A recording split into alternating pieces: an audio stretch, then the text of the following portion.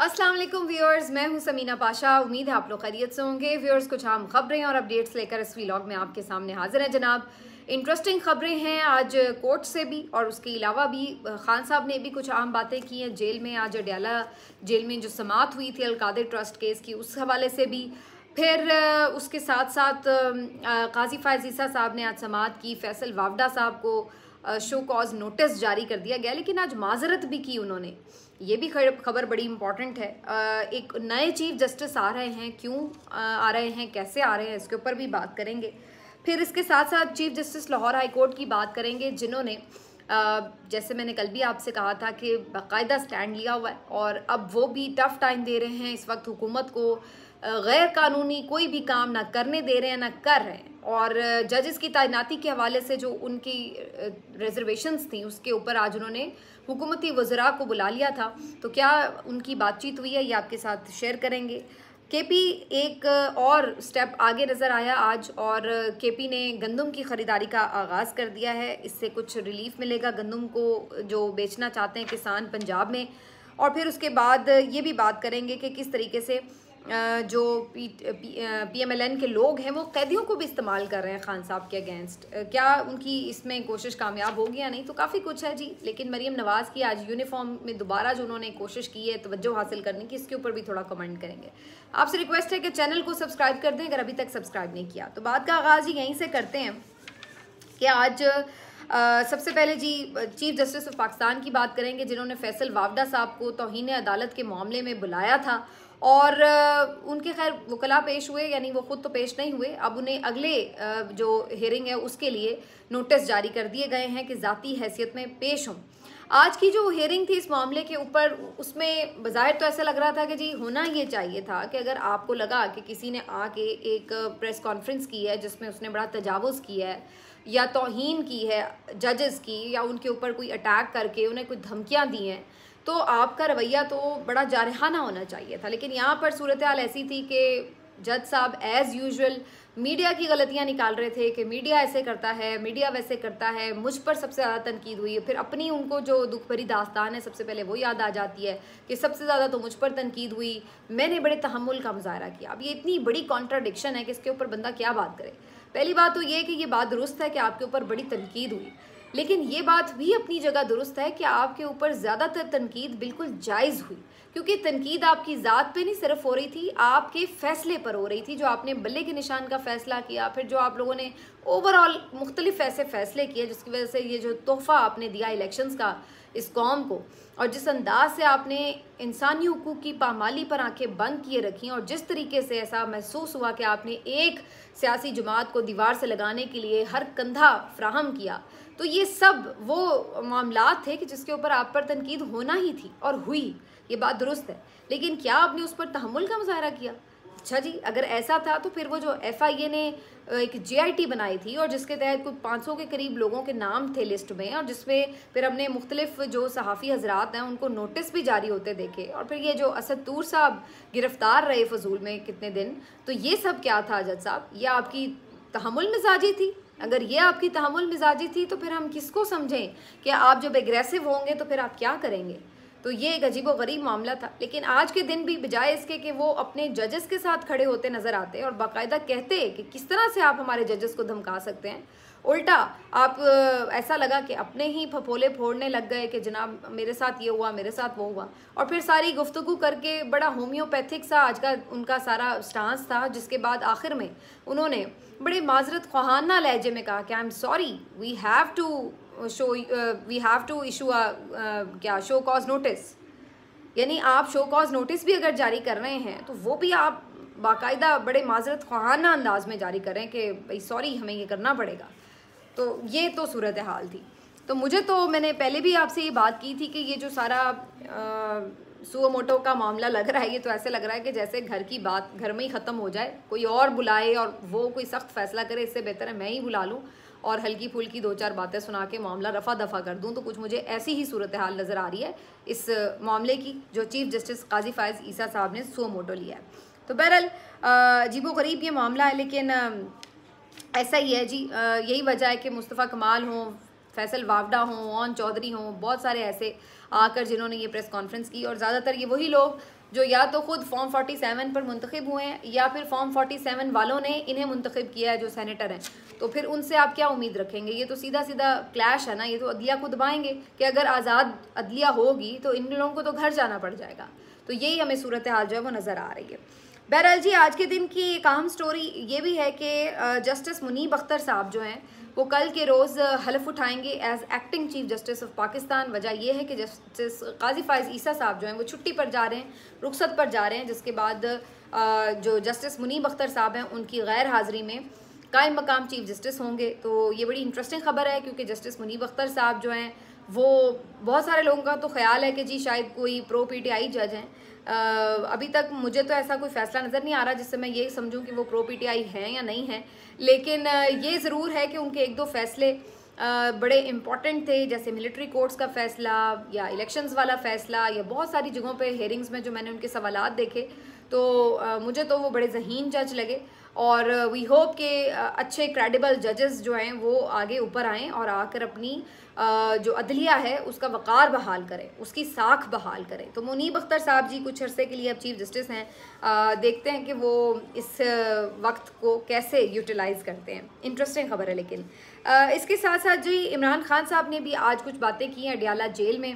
Adiala jail में भी आज उन्होंने चीफ जस्टिस के हवाले से ये रिमार्क्स दिए कि चीफ जस्टिस ऑफ पाकिस्तान के इनफरादी और शख्सी फैसले पूरे निज़ाम अदल को अवाम में साख मजरूह करने का सबब बन रहे हैं। और ये बात काफ़ी हद तक दुरुस्त है कि जो पिछले कुछ अरसे में अदलिया के फैसले आए उससे अवाम का एतमाद इस पूरे इदारे के ऊपर मुतज़लज़ल हुआ, उठा और लोग इसको एक डिस्क्रेडिट इदारा ही समझते रहे। ये अलग बात है कि उसके बाद 6 जजेस जो इस्लामाबाद हाई कोर्ट के हैं और फिर थ्रू आउट हमने अब आहिस्ता आहिस्ता देखा कि सुप्रीम कोर्ट के जजेस भी, फिर उधर से लाहौर हाई कोर्ट के चीफ जस्टिस साहब भी, तो ये सब लोग अब स्टैंड लेते हुए नज़र आ रहे हैं, जिसके बाद उम्मीद है कि दोबारा अदलिया के ऊपर लोगों का एतमाद थोड़ा बहाल हो। लेकिन ये लोग हैं जो कम अज़ कम अपने काम में मुदाखलत के ख़िलाफ़ आवाज़ ज़रूर उठा रहे हैं, भले उसके नतीजे में उनकी किरदार कुशी की जा रही है, किसी के खिलाफ रेफरेंस लाए जा रहे हैं, किसी के खिलाफ प्रेस कॉन्फ्रेंसेस करवाई जा रही हैं।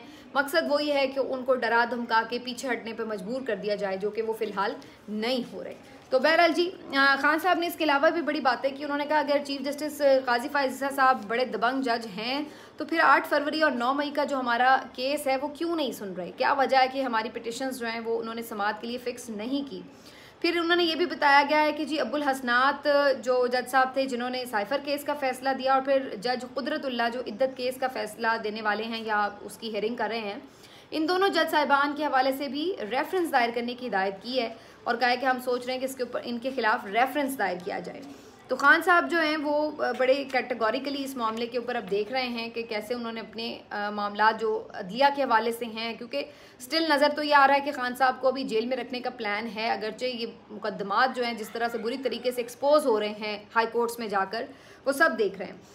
तो आज इस बारे में भी कुछ बात हुई है कि जो अडियाला जेल में अलकादिर ट्रस्ट केस की समाअत जारी है, जिसमें खान साहब को ज़मानत तो मिल चुकी है लेकिन ट्रायल तो इसका अडियाला में जारी ही है। तो इसके ऊपर आज पहले खबर यह आई कि जो बुशरा बीबी साहिबा हैं उन्होंने भी बड़ा गुस्सा किया कि पिछली समाअत भी मुलतवी हुई तो बताया नहीं गया, और फिर उन्होंने जज साहब पर अदम एतमाद का इजहार भी किया।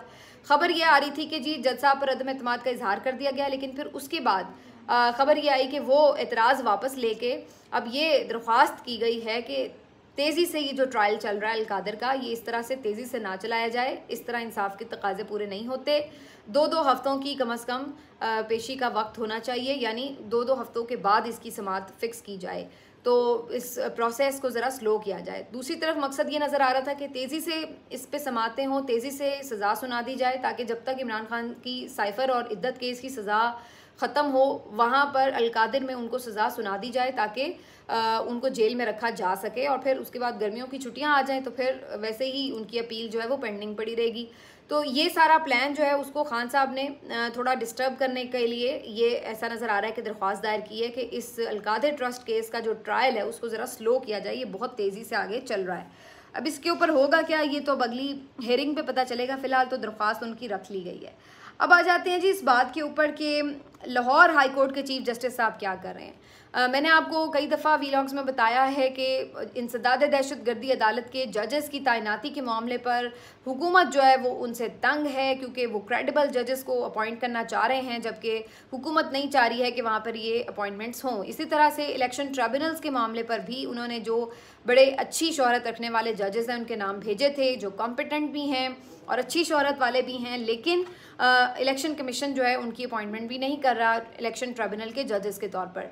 तो इस मामले के ऊपर उन्हें दबाव का सामना करना पड़ रहा है chief justice Lahore high court को। बहरहाल वो दबाव में आने वाले नहीं बल्कि वो दबाव डाल रहे हैं। मलिक अहमद शहजाद साहब chief justice Lahore high court ने आज हुकूमती वज़रा को बुला लिया था। तो आज वज़ीर क़ानून पंजाब के और साथ साथ मरियम औरंगज़ेब साहिबा भी अदालत में पेश हुई और फिर जज साहब ने उनसे कहा कि आखिर क्या वजह है, क्यों नहीं बताया जा रहा कि जो मैं अपॉइंटमेंट्स के लिए नाम भेज रहा हूँ वो क्यों नहीं अपॉइंट किए जा रहे, काम रुका हुआ है।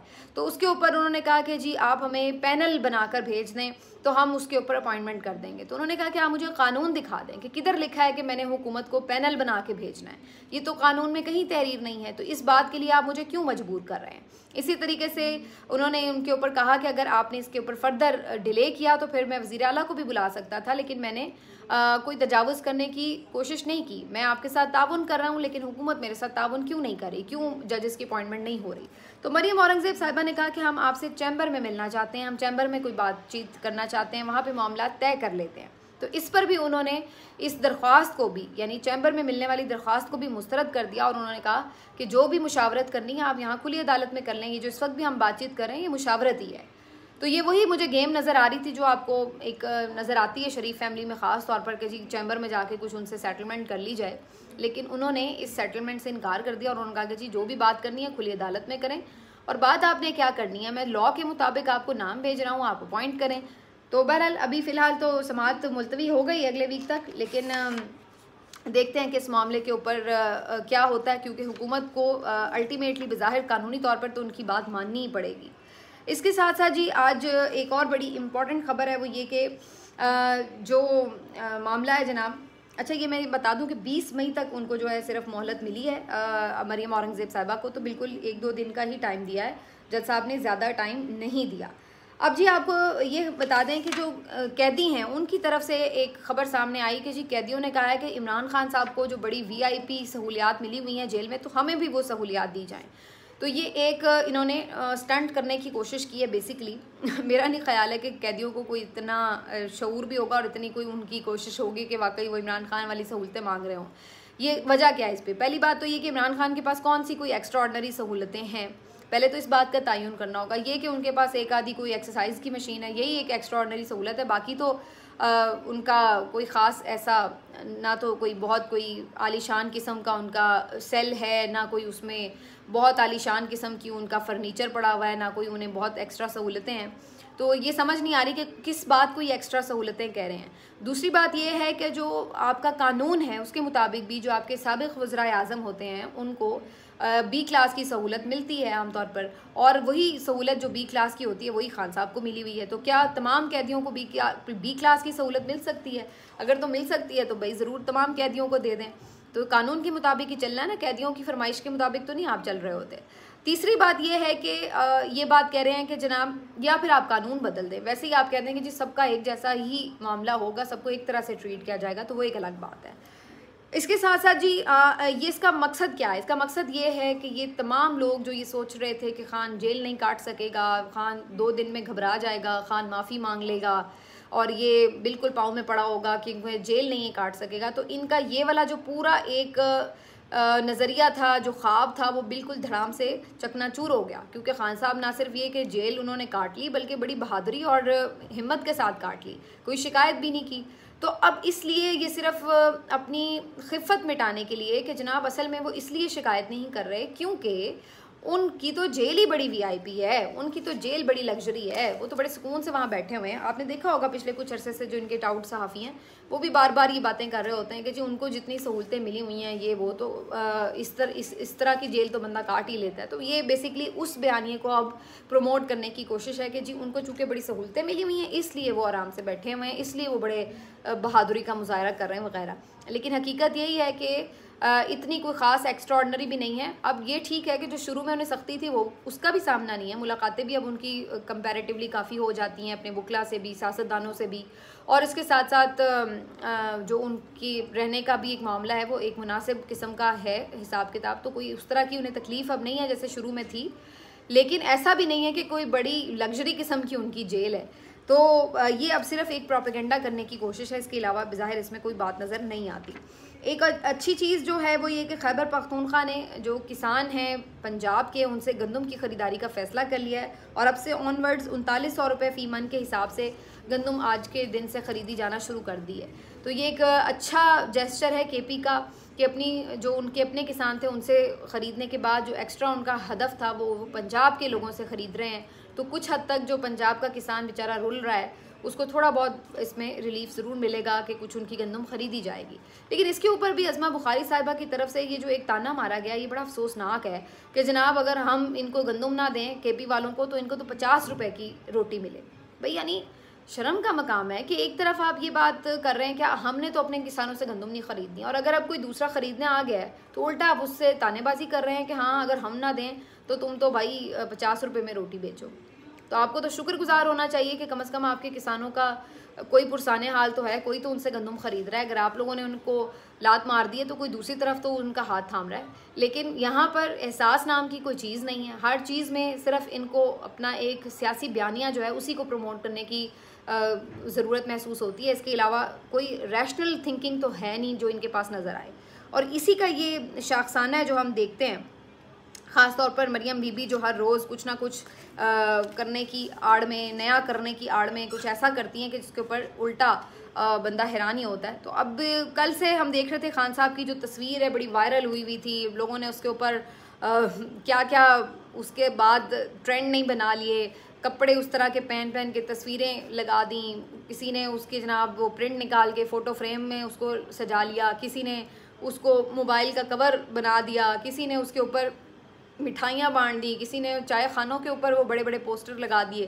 तो हर किसी ने उस पर एक अलग किस्म की मोहब्बत का इजहार किया। अब ये जो मोहब्बत है ये किसी किसी लीडर को नसीब होती है, और उसके लिए आपको एक कैरेक्टर आपके पास होना चाहिए, उसके लिए आपके पास वो डिटर्मिनेशन होनी चाहिए, वो कुर्बानी देने का जज्बा होना चाहिए जो कि है खान साहब के पास। इधर मोहतरमा मरियम बीबी साहिबा लगता है काफ़ी डिस्टर्ब थी इस सारे एपिसोड से कि खान की तस्वीर एक तो पहले लीक हुई और फिर वो इस तरह से लोगों ने उससे मोहब्बत का इजहार किया।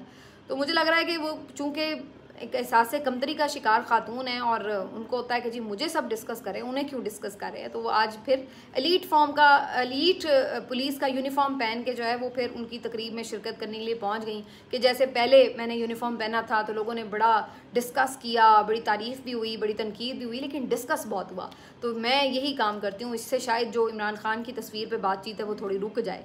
तो वो इस तरह का मुझे तो कोई स्टंट महसूस हो रहा था उनकी तरफ से ये, वरना एक दफ़ा आपने पहन लिया था यूनिफॉर्म तो उसके बाद कोई ख़ास ज़रूरत तो नहीं थी कि आपने दोबारा ज़रूर चढ़ानी थी यूनिफॉर्म। लेकिन ज़ाहिर ऐसा लगा कि जैसे वो उस तासुर को ज़ाहिर करना चाहती हूँ।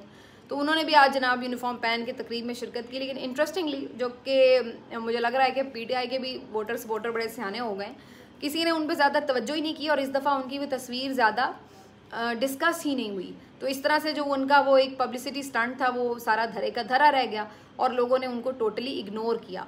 तो मुख्तलिफ टिकटॉकर्स की तरह नए नए आइडियाज़ लाने चाहिए, पुराने जो आइडियाज़ होते हैं उन पर बार बार उस तरह के व्यूज़ नहीं आते हैं। लेकिन ये शायद मरियम साहिबा जो हैं वो उस तरह अभी साइंस समझती नहीं है टिकटॉक की। लेकिन असल कहानी क्या है? असल कहानी ये है भाई, सिंपल सी बात है कि आप जब असल काम करेंगे तो ही आपका नाम बनेगा। या तो आप पुलिस में रिफॉर्म्स करें, उनकी बेहतरी के लिए इक़दाम करें, उसमें जब लोगों को बेहतरी नज़र आएगी तो ऑटोमेटिकली आपकी तारीफ़ होगी। आपके यूनिफॉर्म उनका पहन लेने से कोई आपकी तारीफ़ नहीं होगी।